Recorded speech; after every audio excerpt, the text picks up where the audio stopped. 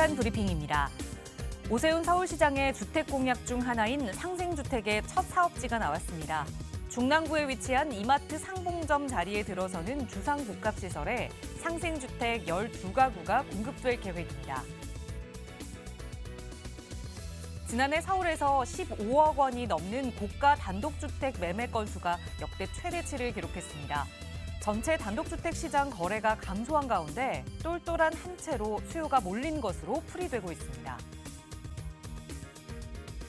광주 아파트 붕괴 사고에 이어 금천구 빌라 붕괴 위험 등 연이은 위험 건축물 발생해 국민들의 불안감이 커지고 있습니다. 사고 발생 시 대응을 맡는 주관 부처에 대한 관심도 높아지고 있습니다.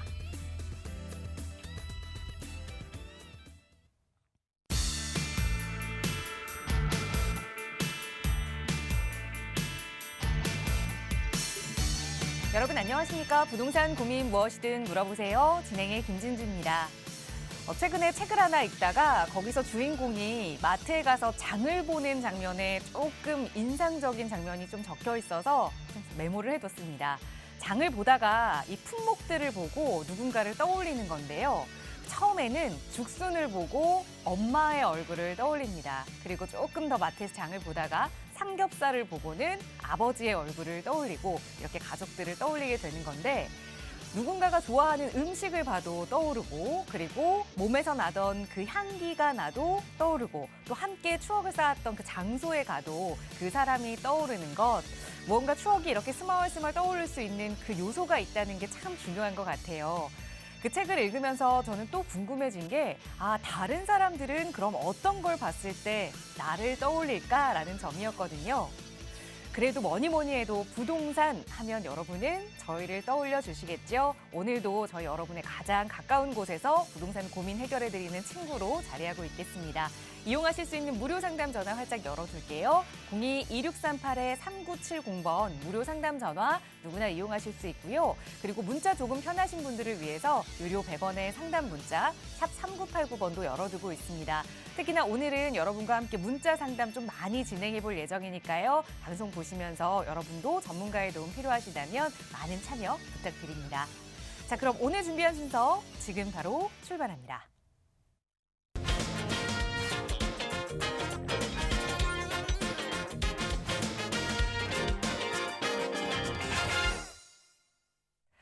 네, 설 명절을 앞둔 한 주의 중간 수요일입니다. 원래 수요일에 가장 피곤하기도 한데 오늘도 이 오미크론 확진자가 늘어나면서 코로나19 확진자가 10,000명을 넘었다는 그런 뉴스 기사가 오전부터 쏟아져 나왔죠. 몸도 마음도 피로한 수요일입니다. 그런 피로감 다 해결해 드릴 수 있도록 저희 1시간 또 여러분과 함께해 주실 전문가 모셨어요. 바로 소개해 드릴게요. 주식회사 차원 부동산투자연구소의 양승묵 소장 나오셨습니다. 소장님 어서 오세요. 네, 안녕하십니까. 차원부동산투자연구소의 양승묵 소장입니다. 네, 여러분, 오미크론 확진자가 굉장히 많이 늘어나고 있습니다. 코로나가 잠잠할 기세가 보이지 않는데요. 그렇더라도 여러분 힘내시고 또 자영업자님들 굉장히 지금 불안하고 또 상황이 안 좋은 걸로 알고 있습니다만 결국에는 이 시기는 다 인간들이 다 극복하지 않겠습니까? 그래서 조금만 더 견뎌주시라라는 당부의 말씀을 드리고 싶습니다. 자, 부동산에 관한 고민 있으시면 가장 먼저 팍스ек네TV 부동산 고민 상담이 생각이 났으면 좋겠습니다. 여러분 가지고 계시는 고민이 있으면 언제든지 전화 주시고 또 전화에 대한 여건이 안 되시면 문자를 주십시오. 그러면 제가 가지고 있는 제 지식의 범위에서 또 제 경험의 범위에서 최대한 여러분들을 도와드릴 수 있도록 노력해 드리도록 하겠습니다. 여러분 부동산에 관한 고민은 바로 지금 전화 주시든지 아니면 문자 상담으로 부탁드리겠습니다. 감사합니다. 네, 그동안 우리 인간들에게는 정말 어려운 일들이 많이 일어났지만 또 우리가 인간이기 때문에 다 힘을 합쳐서 그리고 마음을 합쳐서 다 잘 이겨냈던 것 같습니다. 코로나19 상황이 점점 길어지고 있긴 하지만 그래도 곧 우리가 또다시 이겨낼 거라고 믿으면서 또 앞으로 희망적인 미래를 계획을 해봐야겠죠. 부동산 투자도 마찬가지입니다. 지금 어려운 시기라고 손 놓고 계시지 마시고요. 앞으로의 미래는 전문가와 함께 꼼꼼하게 계획해 보세요. 저희 언제나 여러분 조금 더 부자 될 수 있는 방법 함께 고민하겠습니다. 나가고 있는 무료 상담 전화 02-2638-3970번 누구나 이용하실 수 있고요. 유료 100원의 상담 문자 샵 3989번으로도 여러분 고민 내용 자세히 적어 보내주시면 친절하게 저희 전문가의 도움 드릴 텐데요. 저희가 늘 전화 상담 위주로 방송 시간에 이렇게 도움을 드리다가 그동안 문자를 많이 보내는데 왜 이렇게 문자를 조금 소개해 주세요? 라는 분들이 많이 계셔서 오늘은 조금 더 시간을 할애해서 문자로 고민 내용 보내주신 것들을 살펴보고자 합니다. 그래서 먼저 문자 상담부터 이어가 보도록 할게요. 첫 번째로 뒷번호 0093번 쓰시는 시청자분의 질문입니다. 1가구 2주택 상황입니다. 2010년에 매수한 신정동 다세대 주택의 비과세 요건이 궁금합니다. 라는 질문을 주셨는데요. 우선 이게 1주택 상황인지 2주택 상황인지가 조금 빠져있긴 하지만 우선 1주택 상황이라고 보고 이야기를 해봐야 될 것 같아요. 아마도 너무 많은 제도나 규제들이 생기다 보니까 이 거주 요건, 보유 요건 이런 것들이 궁금하신 게 아닐까 싶은데요. 2주택 상황이시라고 말씀을 주셨으니까 신정동 다세대 주택 어떻게 해야 비과세를 받을 수 있는지 우리 소장님과 함께 살펴보도록 할게요. 네, 먼저 다세대 주택에 대해서 이제 말씀을 드릴 텐데 일단은 이렇게 말씀드리겠습니다. 지금 2010년에 잠시만요. 2주택 상황이라고 그러셨고요. 2주택 2010년에 신정동 다세대 주택이라고 했습니다. 자, 2010년이면 우리가 이때는 아마 조정 대상 지역이나 투기 과열 지구나 이런 지정 대상 요건이 없었을 거예요. 지금 현재 우리 보시면 서울은 전 지역입니다. 전 지역이 조정 대상 지역이면서 플러스 투기 과열 지역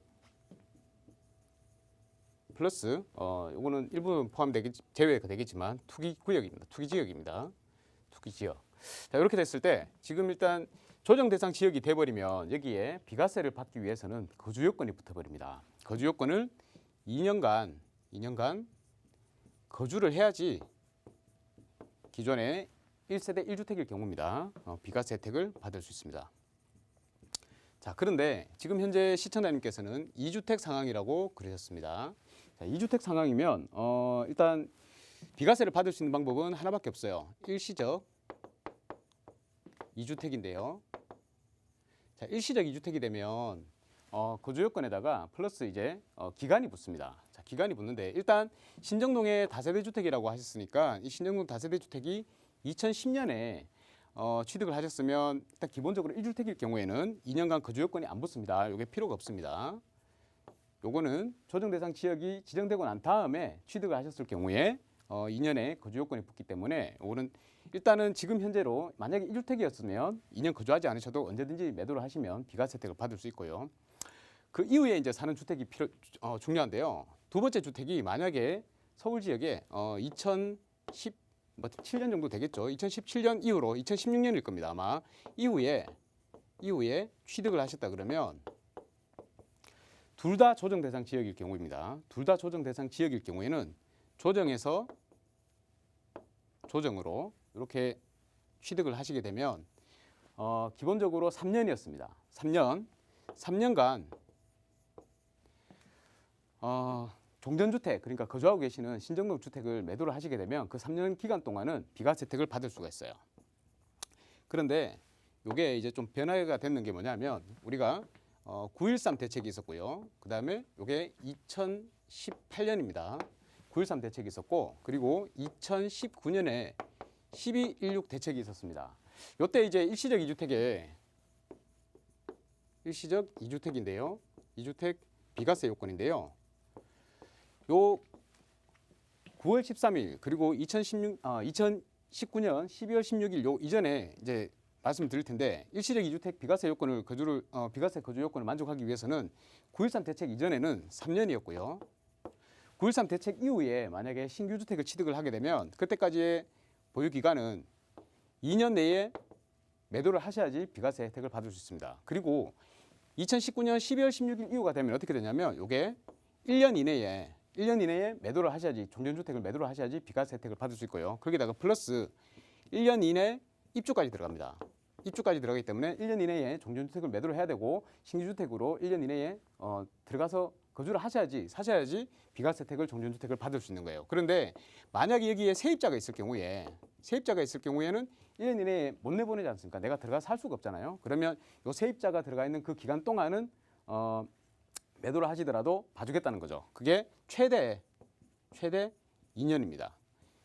왜냐하면 우리가 임차 계약을 맺게 되면 임대차 계약을 맺게 되면 2년간 임대차 계약 기간이 유지가 될 수 있잖아요. 그래서 그거는 우리가 생각을 해야 되니까 일단 이렇습니다. 만약에 신규로 취득한 주택이 9.13 대책 이전에 취득을 했느냐 아니면 그 이후에 12.16 대책 이전에 또 취득을 했느냐 아니면 그 이후에 취득했느냐에 따라서 비과세 요건이 달라지기 때문에 일단 3년, 2년, 1년이라고 생각을 하시고 만약에 내가 최근에 매수를 했다 그러면 신규 주택으로 1년 이내에 종전주택을 매도를 하시고 또 신규 주택으로 들어가서 사셔야지 비과세 혜택을 받을 수 있다. 이렇게 말씀드리겠습니다. 자, 그리고 중요한 게 이제 신규 주택을 취득을 하셨잖아요. 이 신규 주택을 취득을 하시는데 이게 좀 중요합니다.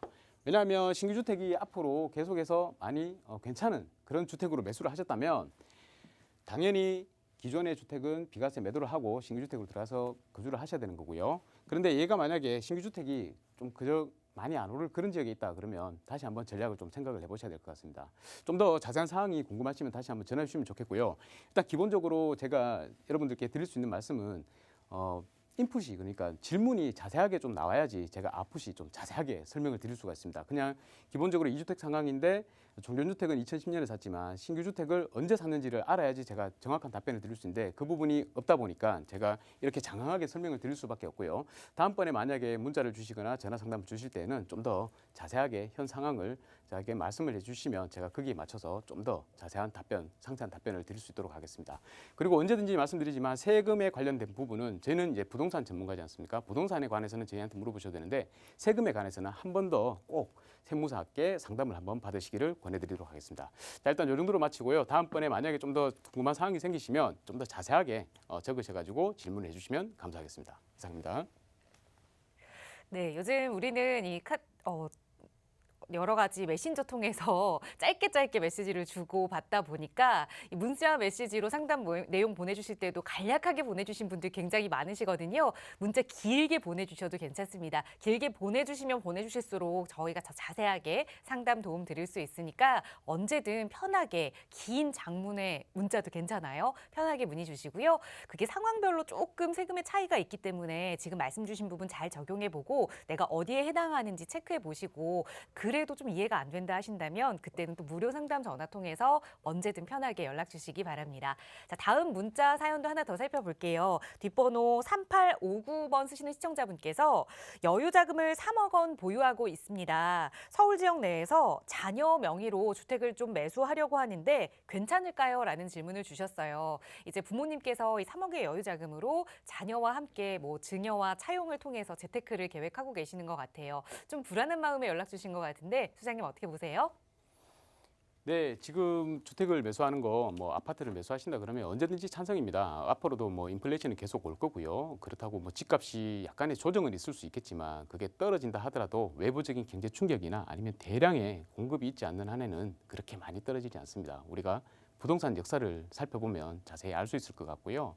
너무 불안해하지 않으셨으면 좋겠고요. 일단 기본적으로 제가 이제 드리고 싶은 말씀은 서울이라고 그러셨습니다. 서울에 주택을 취득을 하시는데 3억으로 아들의 주택을 취득하신다 그러셨습니다. 그러면 일단 먼저 어차피 우리가 주택은 가지고 있으면 내 자산이 늘어나는 건 분명하기 때문에 일단 기본적으로 먼저 취득을 하시라는 마음가짐을 가지셔야 한다라고 말씀드리겠고요.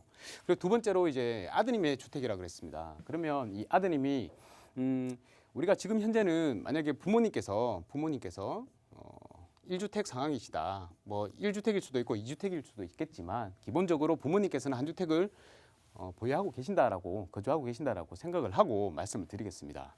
그러면 이제 앞으로 취득을 한 번 더 하게 되면 아드님이 어떤 상황이냐에 따라서 이게 취득세가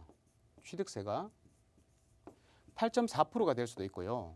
아니면 취득세가 1에서 3%대가 될 수가 있습니다. 그래서 이 부분을 잘 아셔야 되는데요. 8.4%와 1%랑 차이면 거의 7% 가까이지 않습니까? 그러면 어마어마한 차이입니다. 그래서 이 부분을 명심을 하셔야 되는데 최대한 줄일 수 있는 방법, 그러니까 아드님이 세대 분리를 하시면 최대한 줄일 수 있는 방법입니다. 자, 기본적으로 만약에 아드님의 나이가 제일 중요한데요. 나이가 만약에 30세 만으로 30세입니다. 만 30세 이상이다. 그러면 세대 분리만 하시면 세대 분리면 이제 부모님의 집에서 다른 곳으로 이제 이전을 전입 신고를 하는 거죠. 세대 분리만 하시면 요거는 언제든지 세대 분리 요건이 되기 때문에 취득세가 따로 나옵니다. 따로 나와서 1에서 3%라고 생각을 하시면 됩니다. 그런데 만약에 만 30세가 안 됐다, 이하다 그러면 이때는 세대 분리를 하신다 하더라도 취득세는 8.4%가 나와요. 부모하고 같은 세대로 봅니다.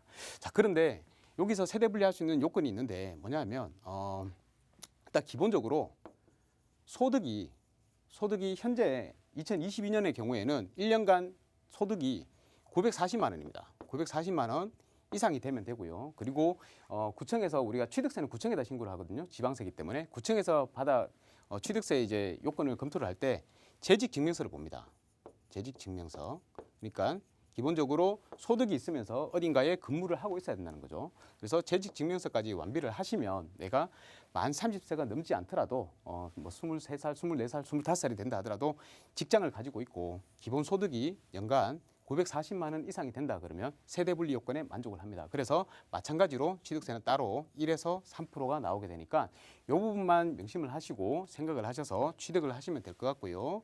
지금 현재 아드님의 자금이 부모님이 가지고 계신 게 부모님께서 3억을 보유하고 계신다 그러셨습니다. 그러면 당연히 5천만 원까지는 무상으로 증여가 가능하고요. 그리고 아드님께서 기본적으로 직장을 다니고 있다고 생각을 하고 말씀을 드리면 한 2억까지는 차용으로 하셔도 되고요. 이 이상 2억 5천도 차용으로 하실 수가 있습니다. 하실 수는 있는데 이제 한 가지 생각하셔야 될 게 우리가 2억 정도까지 차용을 하게 되면 기본적으로 이자라 그러죠. 그 채권자가 그러니까 빌려준 사람이 어머니가 되시잖아요. 어머님이 이자 소득세를 신고를 하지 않으셔도 돼요. 그래서 우리가 이유를 뭐 마음대로 정할 수가 있습니다. 대충 뭐 한 2에서 뭐 3%대로 정하셔도 되는데 만약에 2억 1천만 원인데요. 2억을 넘어가는 금액을 차용을 하셨다 그러면 기본적으로 이 이유를 법에서 요구하는 4.6%를 지켜주셔야 됩니다. 그래서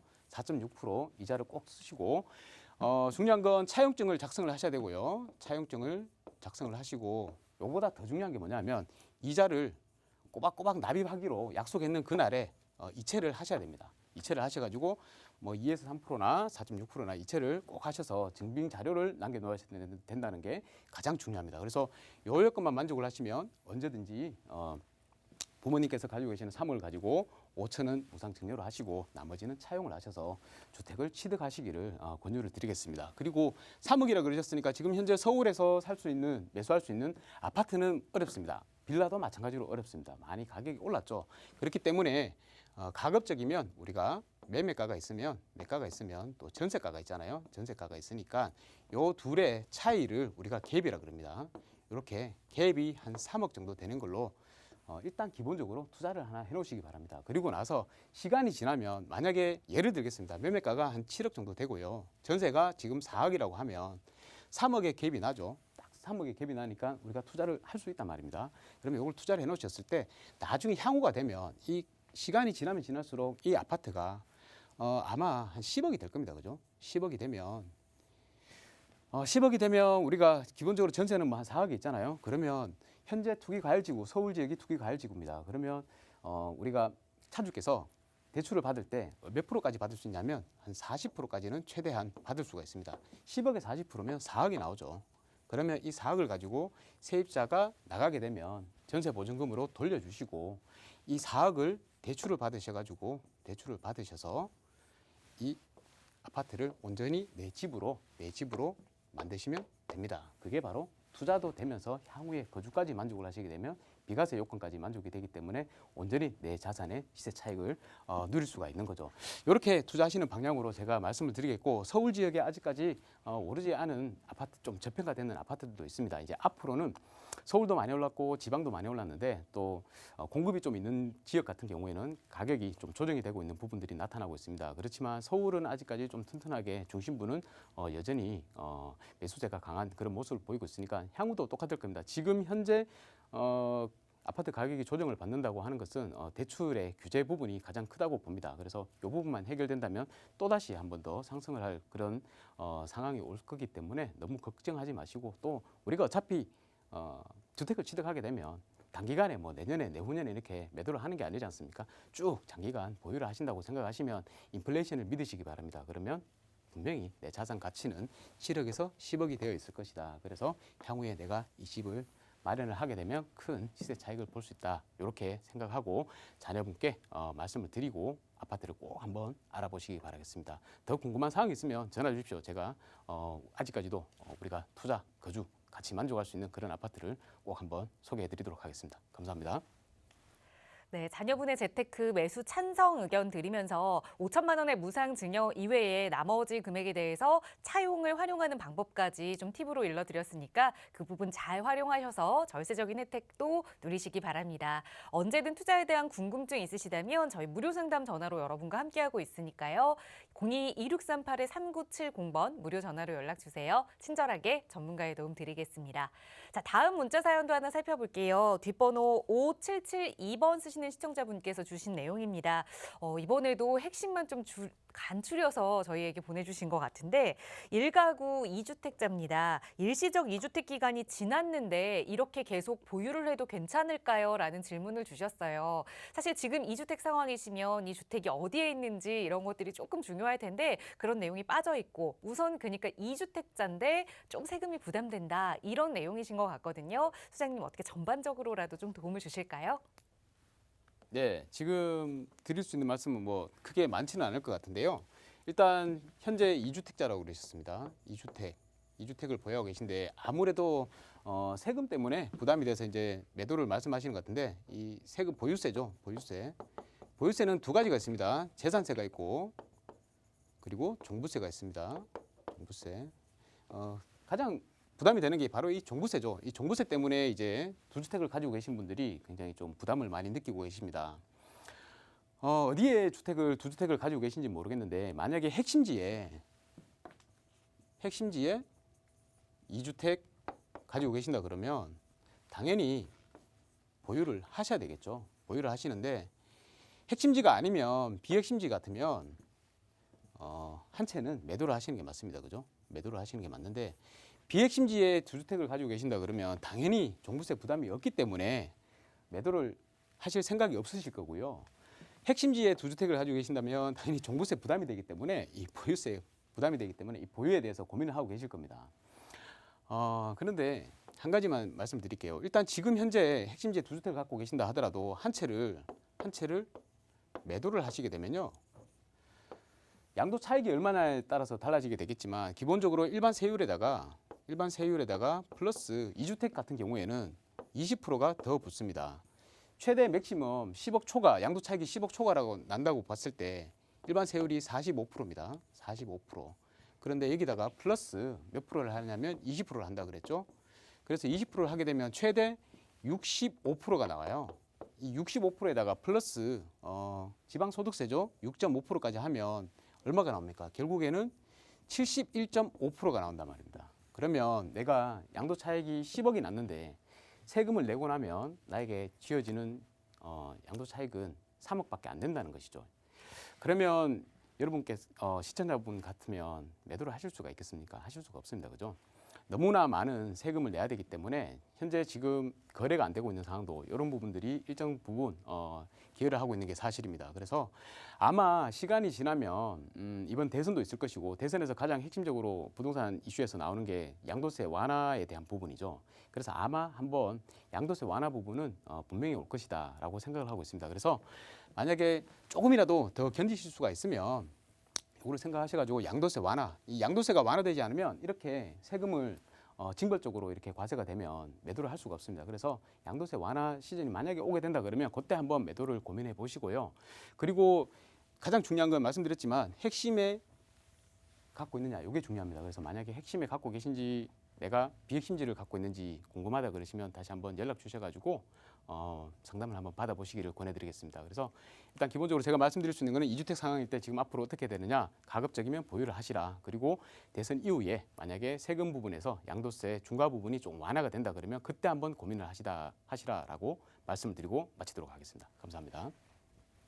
네, 우선 양도세 완화에 대한 이슈가 다시 좀 불거질 때까지는 지금 이 보유하는 계획을 쭉 유지하셔라라는 말씀 드렸습니다. 그 안에서도 이 부동산 두 개가 핵심 지역에 있는지 아닌지에 따라 조금은 방향이 달랐으니까 이 부분 잘 고민해 보시고 현명한 선택하시기 바랄게요.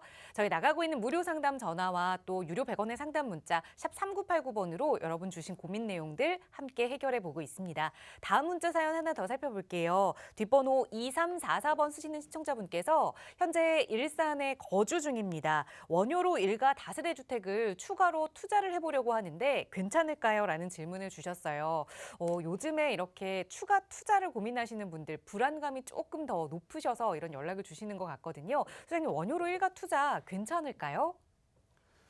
네, 원효로 일가에 대해서 일단 기본적으로 조금 설명을 드리고 말씀을 드리겠습니다. 현재 시청자분께서는 일산에 거주하고 계신다고 하셨고요. 원효로 일가를 투자를 고민하고 계신다고 하시니까 제가 좀 설명을 드릴게요. 일단 기본적으로 원효로 일가에 대해서 조금 살펴보셨을 걸로 판단이 됩니다. 하지만 일단 제가 조금 더 명확하게 좀 설명을 드리도록 할게요. 자, 원효로 여기 보시면 지금 현재 원효로가 상황이 일단 입지를 먼저 말씀을 드리겠습니다. 여기 남영역 있죠? 남영역과 효창공원암역이 있습니다. 이 두 군데에 더블 역세권을 가지고 있고요. 원효로 일가는 여기에 포함이 되어 있습니다. 효창공원 바로 옆이고 설린중학교가 있는 곳이죠. 용산경찰서도 있습니다. 자, 이 원효로 1가 그리고 아래쪽에 보시면 용문동, 원효로 3가, 4가 이렇게 있는데요. 전부 다 지금 현재 원효로 일대가 다 노후화가 많이 진행이 됐기 때문에 다들 재개발을 추진 중에 있는 걸로 알고 있습니다. 여기 보시면 일단 기본적으로 원효로 1가면 원효로 1가 여기 딱 보십시오. 가운데 있죠? 어디가 가운데 있느냐? 여기 위에 서울역이 있습니다. 서울역과 가깝고요. 그리고 바로 오른쪽에 용산공원이 있습니다. 민족공원이죠. 가깝고요. 그리고 아래쪽에 보시면 여기 용산 지금 정비청 부지죠. 국제업무지구, 향후에 국제업무지구로 바뀔 국제업무지구에 또 가까이 위치를 하고 있습니다. 가운데에 있다 보니까 어디를 가기도 다 좋죠. 그래서 핵심 입지다라고 말씀드릴 수 있겠고요. 지금 여기 원효로 일가 같은 경우에는 현재 상황이 어떤 상황이냐면요. 원효로 일가 여기는 역세권 재개발을 추진하고 있습니다. 역세권 재개발. 역세권 재개발이라고 하면 기본적으로 일반 재개발하고 비슷합니다. 비슷한데 민간 재개발이고요. 일단은 역세권 재개발인 만큼 서울시에서 용적률 완화에 대한 인센티브를 줍니다. 그래서 기본적으로 우리가 2종 일반 주거지 같은 경우에는 용적률을 250%로 해가지고 아파트를 짓게 되는데요. 여기에는 용적률을 최대한 2배까지 500%까지 주게 되기 때문에 세대수가 많아진다는 그런 장점이 있습니다. 세대수가 많아지게 되면 당연히 대장 아파트가 될 확률이 굉장히 높겠죠. 그리고 사업성도 굉장히 좋아집니다. 그런 장점이 있다라는 내용이고 또 완화되는 만큼 그 중에 반은 공공임대로 놔야 되는 부분들도 있습니다. 그렇지만 어쨌든 세대수가 굉장히 늘어나고 아주 높은 빌딩들로 들어서기 때문에 굉장히 앞으로 향후 가치가 높다라고 말씀을 드릴 수 있겠습니다. 지금 이 역세권 재개발이 현재 어떤 상황이냐면요. 원효로 일가가 사전검토 신청을 해가지고 사전검토는 지나가는 걸로 알고 있습니다. 지금 현재 건축 제한이죠. 건축 제한이 들어가 있습니다. 여기가 원래는 기본적으로 예전에 민간 재개발을 추진하려고 했었습니다. 공공 재개발로 추진하려고 했었고요. 그런데 우리 재개발 요건이 보면 노후도가 전체 건물의 3분의 2 이상이 노후도가 30년 이상 된 주택들로 있어야 됩니다. 그런데 약간 노후도가 만족하지 않아서 좀 공공 재개발에도 탈락을 했던 경험이 있었는데요. 그래서 역세권 재개발을 신청하는 걸로 전환을 했습니다. 왜 전환을 했냐면 역세권 재개발은 이거보다 노후도 요건이 조금 더 완화되어 있습니다. 그래서 60% 이상만 되면 요건이 지정 요건으로 만족을 할 수가 있기 때문에 역세권 재개발로 신청을 했던 것 같고요. 대신에 또 역세권 재개발로 신청을 하니까 또 인센티브, 용적률 인센티브로 인한 또 인센티브가 또 온다는 그런 더 좋은 방법이 또 생겼죠. 자, 그래서 어쨌든 일단 노후도 가 만족을 했기 때문에 지정 요건에 만족을 했기 때문에 지금 현재 행위 제한이 걸려 있는 거고요. 이제 앞으로 여기에는 신축 행위가 일어날 수가 없습니다. 신축 행위가 일어날 수가 없고 향후 이제 정비구역 지정될 때까지 최대 3년입니다만 정비구역이 지정될 때까지는 건축 행위 제한이 들어가 있기 때문에 더 이상 신축 건물이 나올 수가 없기 때문에 노후도는 그대로 유지가 된다고 생각을 하시면 되고요. 또한 이제 건축 제한이 걸려 있는 이유는 바로 정비구역 지정 중이기 때문에 그렇습니다. 정비 계획을 입안하고 있는 중이고요. 아마 한 빠르면 1년에서 느리면 3년까지 이 기간 동안에는 정비구역이 아마 지정이 될 것 같습니다. 그래서 지정이 된다 그러면 가격은 또 한층 더 상승을 하게 되겠죠. 우리가 재개발은 아파트처럼 이렇게 쭉 올라가는 것이 아니고 단계마다 이렇게 점프를 하게 올라가게 돼 있습니다. 행위 제한이 걸리면 한 단계 또 점프를 하고요. 또 구역 지정이 되면 점프를 하고요. 조합 설립 인가되면 점프를 하고 사업 시행 인가가 나면 또 점프를 하고 관리 처분 인가 나면 또 점프를 하고 그런 식으로 계속 계단식으로 상승을 하게 됩니다. 지금 현재 일산에서 거주하고 계신다고 하셨는데요. 만약에 취득세 부분이나 아니면 종부세에 대한 부담이 크게 없으시다면 원효로 일가에 투자하시는 것은 굉장히 바람직한 방향입니다. 서울의 핵심 지역에 가장 핵심 지역에 투자를 해놓으시면 언제든지 어떤 풍파가 일어난다 하더라도 크게 흔들림 없이 계속해서 가격이 오르는 것을 경험해 볼 수 있으실 거니까요. 가급적이면 용산에다가 하나 투자를 해 놓으시기를 바라겠습니다. 그리고 일산에 거주하고 계시는 그 주택이 지금 현재 공시지가가 주택 공시 가격이 얼마가 될지 모르겠습니다만 일단 기본적으로 빌라에다 투자를 하시게 되면 빌라는 기본적으로 공시 가격이 굉장히 좀 낮습니다. 그래서 종부세 부담이 굉장히 적다는 점, 아예 종부세가 안 나올 수도 있고 나오더라도 조금만 나온다는 점, 그런 것을 감안하시면 당연히 투자를 하시는 게 맞지 않을까 이렇게 생각이 됩니다. 지금 현재 원효로 일가에 투자하시는 자금은 보통 한 4억에서 5억 사이로 이렇게 형성이 되어 있는 걸로 알고 있는데요. 만약에 시청자님께서 살펴보시고 크게 권리산정 기준이나 이런 것들에 문제가 없다 그러면 지금 바로 투자를 하셔도 무방하다 이렇게 말씀을 드리겠습니다. 혹여나 또 이 현장에 가보시면 권리산정 기준일 때문에 왈가왈부하는 부분들이 많으실 겁니다. 그런 부분에 대해서 좀 더 확답을 받고 싶으시면 한번 연락을 주셔가지고 저에게 상담을 받으시면 제가 그 부분은 명확하게 찝어드려서 시청자님의 고민을 풀어드릴 수 있도록 하겠습니다. 그럼 이 정도로 마치도록 하겠습니다. 감사합니다. 네, 세금적인 부담이 없으시다면 지역적인 투자 선택은 잘하셨다라는 조언 드렸습니다. 이 원효로 일가에 대해서는 투자 찬성 의견 드렸으니까 그 안에서 구체적인 투자 물건이 좀 결정이 되신다면 그래서 이게 정말 투자해 볼 만한 가치가 있는 건지 확인해 보고 싶으시다면 언제든 저희 무료 상담 전화 통해서 연락 주세요. 친절하게 소장님의 상담으로 도움 드릴 거고요. 자, 다음 문자 사연 하나 더 살펴볼게요. 뒷번호 7725번 쓰시는 시청자분께서 주신 사연입니다. 현재 여유자금을 1억 5천만 원 정도 보유하고 있습니다. 송파구 삼전동에 다세대 주택에 투자해도 괜찮을까요? 라는 질문 주셨어요.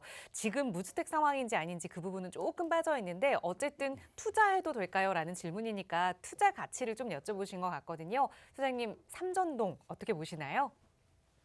네, 삼전동에 대해서 조금 말씀을 드리겠습니다. 자. 잠실 쪽에 있죠. 송파구 삼전동이고요. 여기 삼전동이 있습니다. 삼전동 보시면 되는데 일단 1억 5천으로 투자를 하신다고 하셨습니다. 자, 그런데 주택이 아마 있으시지 않을까 이렇게 생각이 돼요. 보통은 이렇게 상담을 주시는 분들이 무주택자보다는 주택을 가지고 계신 분들이 많더라고요. 그리고 아마 1억 5천으로 투자를 하신다고 그랬었는데 요즘은 다들 우리 자녀분 명의로 자녀분이 집이 없으니까 이 자녀분을 걱정하셔가지고 많이 향후에 자녀분들께 이제 재산을 증식시켜드리기 위해서 많이 투자를 하시죠. 바람직한 방향입니다. 그래서 제가 정확한 세부 사정은 모르지만 자녀분 명의로 하신다고 생각을 하고 1억 5천 투자 삼전동이 적당한지 말씀을 드리겠습니다. 당연히 송파구의 아파트 가격이 굉장히 좀 많이 올랐고 또 비싼 상황이죠. 그래서 당연히 자녀분들께 이렇게 한 채씩 이렇게 사드리기에는 굉장히 부담스러운 가격입니다. 그래서 아마 빌라를 보시지 않았을까. 삼전동 빌라 괜찮습니다. 언제든지 지금 샀을 때보다 향후에 한 10년만 지나더라도 가격은 올라 있을 게 분명하기 때문입니다.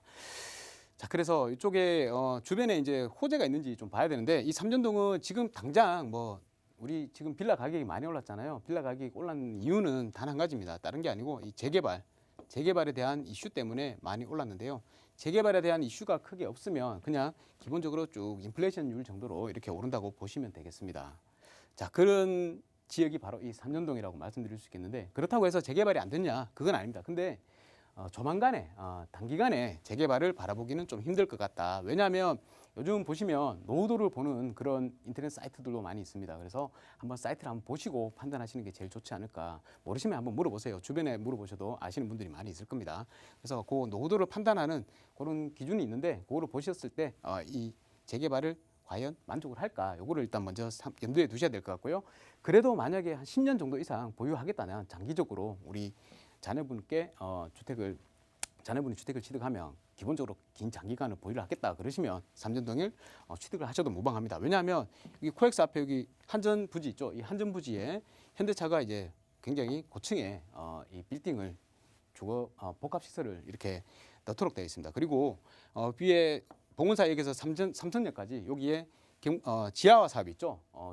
지하 환승센터를 만들게 되어 있습니다. 그래서 그것도 굉장히 사업이 큽니다. 거기다가 플러스 잠실 종합운동장을 이 마스터 플랜이라 그래가지고 굉장히 현대화시키는 그런 작업들이 이제 진행될 예정입니다. 그래서 여기 한 3가지 개발 호재가 있기 때문에 바로 영향을 미치는 지역이 선릉역이나 대치동이나 역삼동 쪽도 있겠지만 당연히 이 잠실 쪽으로도 있을 겁니다. 주거지가 굉장히 잘 형성이 되어 있죠. 그래서 이런 개발 호재로 인해 가지고 이 가격들이 지속적으로 향후에 상승을 할 것이다. 이렇게 보시면 될 것 같고요.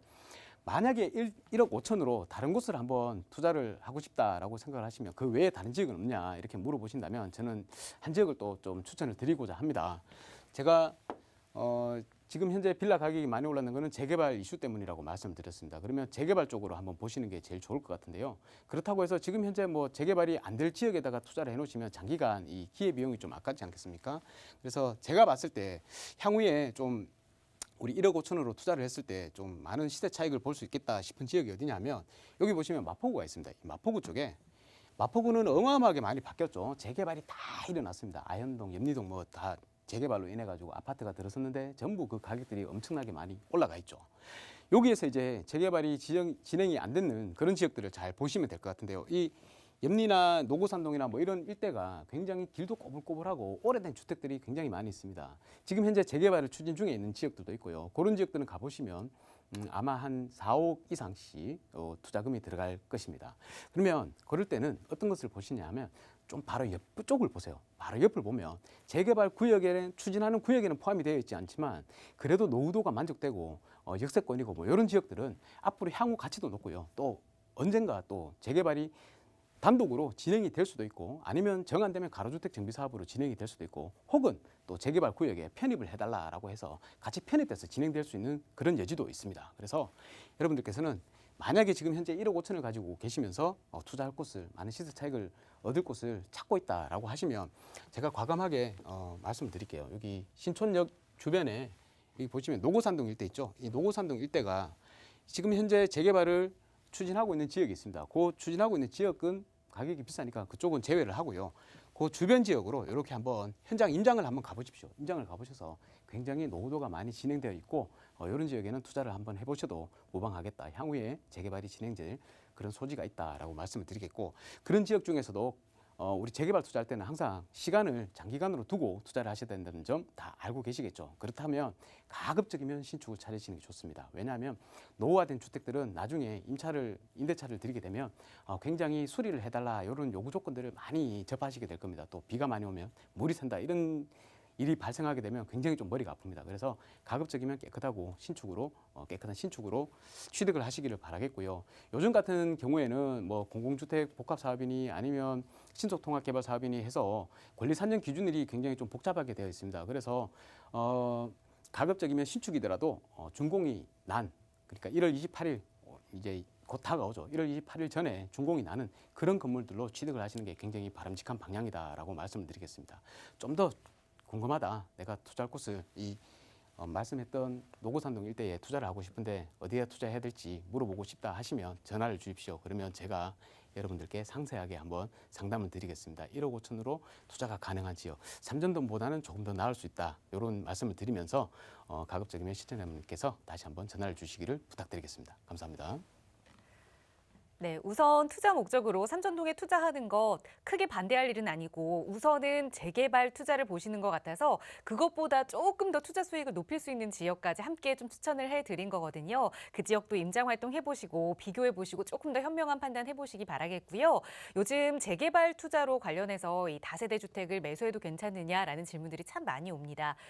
노후도는 따지되 이 노후도는 지역의 노후도일 뿐 그 지역에서 부동산을 매수하실 때 신축을 매수하시는 게 임대차 맞추는 데서 멀리 바라본다면 훨씬 더 유리하다라는 조언까지 드렸으니까 다른 분들도 이거 잘 참고하셔서 계획 세워보시고 언제든 질문 생기시면 저희에게 무료 상담 전화 통해 연락 주세요.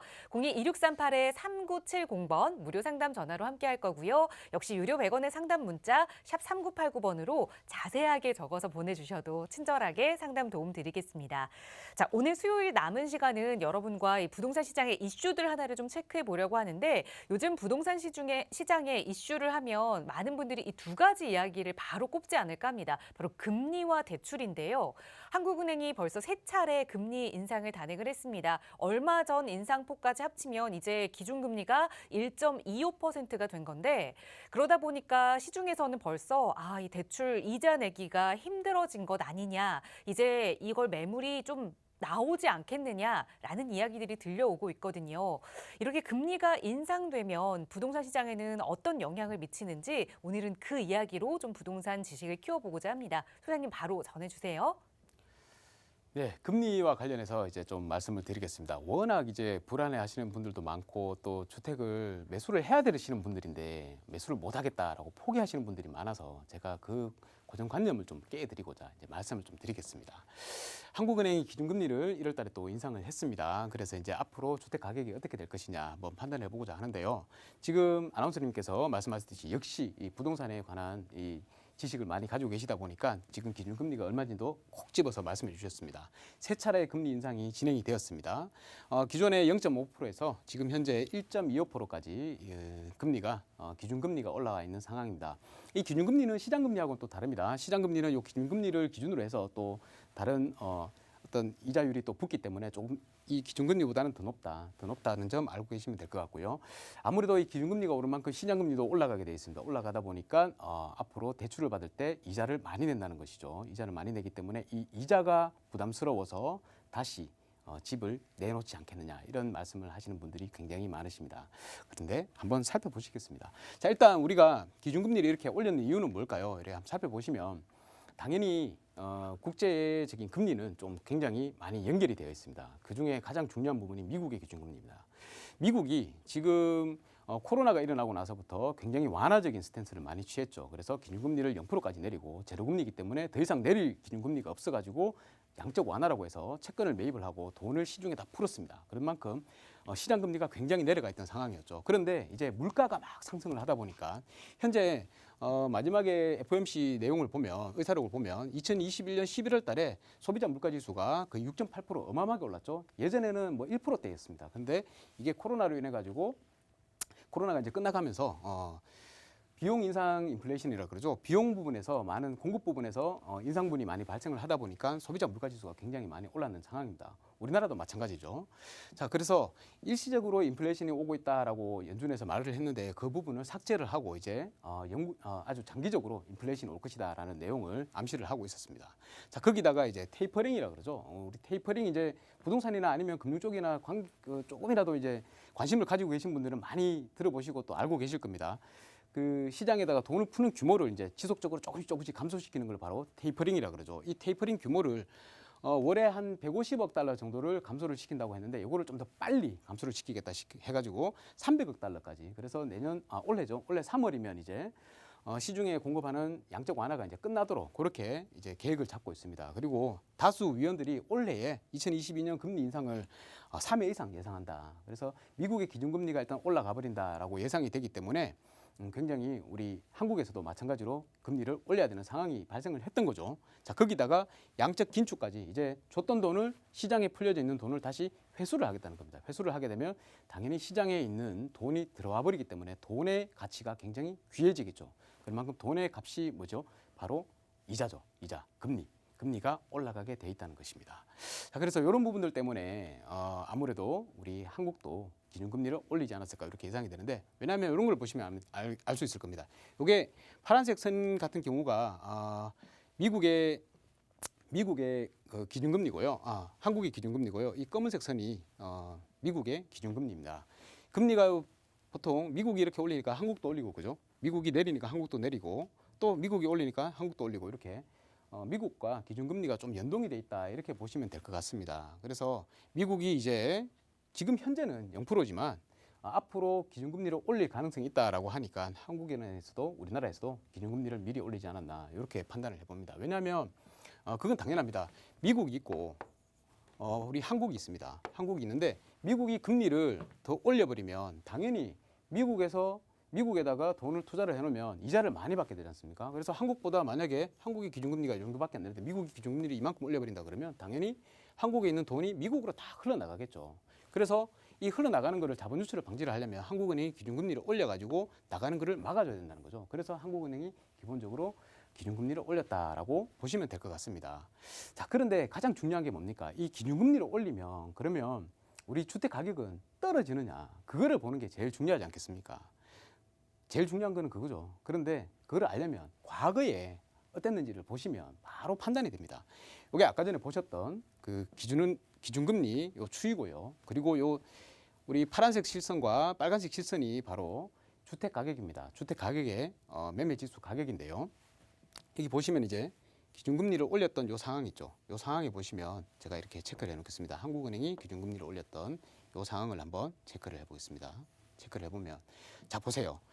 2005년부터 한국은행이 기준금리를 올렸죠. 기준금리를 올리는데 2005년부터 2008년까지 쭉 연달아서 계속 올렸습니다. 이때 주택 가격이 어떻습니까? 주택 가격도 마찬가지로 올라가는 것을 볼 수 있습니다. 그죠? 내려가지 않았습니다. 자, 그리고 2010년도에 10년도부터 11년도까지 이렇게 기준금리를 좀 인상했던 때가 있습니다. 그때도 물가 상승 압력이 높아가지고 기준금리를 올렸었죠. 이때도 보시면 전국의 주택 매매 가격 지수는 올라갔습니다. 이때가 이제 금융위기가 오고 주택 가격이 서울 지역이 조금 주저앉았을 때죠. 서울 지역은 이렇게 가격이 좀 횡보를 했는 그런 약간 주저앉는 경우가 있었지만 전국적으로 보면 주택 가격이 올랐단 말이죠. 그건 뭡니까? 서울은 주택 가격이 좀 내려가는 반면에 지방에 있는 아파트들 가격들이 다 올라왔다는 말이죠. 그래서 전체적인 주택 매매 가격은 올랐습니다. 자, 거기다가 여기 보시면 이제 2016년, 17년 요때 기준금리가 조금 올랐을 때가 있었습니다. 요때도 한번 보시면 주택 가격이 떨어졌습니까? 아니죠. 조금 올랐죠. 올라 있는 상황입니다. 자, 그러면 이 세 차례나 되는 기준금리를 올렸을 때 주택 가격이 떨어지는 날을 봤을 때 다 안 떨어지고 오히려 올랐단 말입니다. 그죠? 그러면 앞으로는 어떻게 되겠습니까? 앞으로도 만약에 기준금리를 올리게 된다 그러면 이 올라 있는 주택 가격이 이렇게 떨어질까요? 그거는 주택 가격이 떨어지기를 바라는 사람들이 조장하는 공포심리가 아닐까 이렇게 생각이 됩니다. 그냥 너무 걱정하지 마시고 과거의 사례들로 봤을 때 주택 가격이 폭락하는 경우는 없을 것이다 라고 생각을 하시고 계속 보유를 하시면 좋겠습니다. 그리고 주택을 가지고 계시지 않은 무주택자분들은 이거 보십시오. 기본적으로 내가 10년만 보유를 하더라도 주택 가격이 이렇게 떨어진다 하더라도 10년을 보유하면 다 전고점을 회복해서 더 올라가 있습니다. 이게 바로 인플레이션 때문이죠.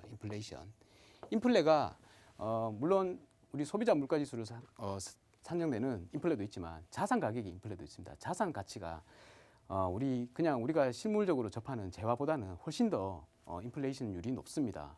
그래서 이렇게 자산 가치가 이렇게 높아지는 만큼 장기간만 보유를 하신다 그러면 당연히 우리가 부동산을 취득할 때는 단 1초의 고민도 없이 취득을 하셔도 됩니다. 다만 중요한 건 뭐냐면 앞으로 크게 오르지 않을 지역, 그런 것을 잘 모르시잖아요. 지역적인 입지를 다 따져야 되는데 그런 지역을 제외하고 괜찮은 지역에다가만 기본적으로 그냥 서울이라고만 하겠습니다. 서울 지역에만 투자를 해놓는다 하더라도 부동산 투자를 하셔가지고 손해보는 일은 없을 겁니다. 앞으로도 계속 인플레는 올 거고요. 지금 인플레이션은 솔직히 시작도 안 했습니다. 이제 더 임금도 또 상승이 되겠죠. 당연히 비용이 상승하는 만큼 임금도 상승이 될 텐데 임금이 상승하면 본격적인 인플레가 시작되지 않을까 그렇게 생각을 하니까 여러분 인플레가 더 오기 전에 지금이라도 내 집 마련 만약에 하실 분이 계시다면 하시기를 바라겠습니다. 그리고 지금 주택을 보유하고 계시는 분들이라도 계속 좀 보유를 하시는 게 바람직한 방향이라고 생각을 하면서 여러분 금리와 그리고 주택 가격에 대해서 이 정도 강의로 마치도록 하겠습니다. 감사합니다. 네, 금리가 인상이 되면 사실 매달 갚아야 하는 이자 금액이 조금 늘어나다 보니 심리적인 좀 불안감은 생길 수 있는 것 같습니다. 하지만 지난 우리의 역사를 살펴봤을 때 금리 인상과 부동산 가격의 하락은 그대로 이어지지 않았다는 점을 알 수 있는데요. 여러분도 너무 불안해하지 마시고 그 불안감이 계속 좀 가시지 않는다라고 하신다면 그럴 때는 전문가의 도움 받아보세요. 저희 언제나 무료 상담 전화로 여러분 도움 드리겠습니다. 02-2638-3970번 무료 전화와 또 유료 100원의 상담 문자 방송 이후에도 계속 열어둘 테니까요. 편하게 문의 주시기 바랍니다. 아울러 저희 프로그램은 여러분께 보다 다양한 정보 제공하기 위해 마련되고 있습니다. 해당 부동산의 가치나 매물 가격의 상승 하락은 보장하지 않는다는 점 꼭 유의해 주시기 바랍니다. 오늘도 안전하고 건강한 오후 보내시고요. 저희는 내일 이 시간에 또 알찬 부동산 정보로 여러분과 함께하겠습니다. 시청해 주신 여러분 고맙습니다.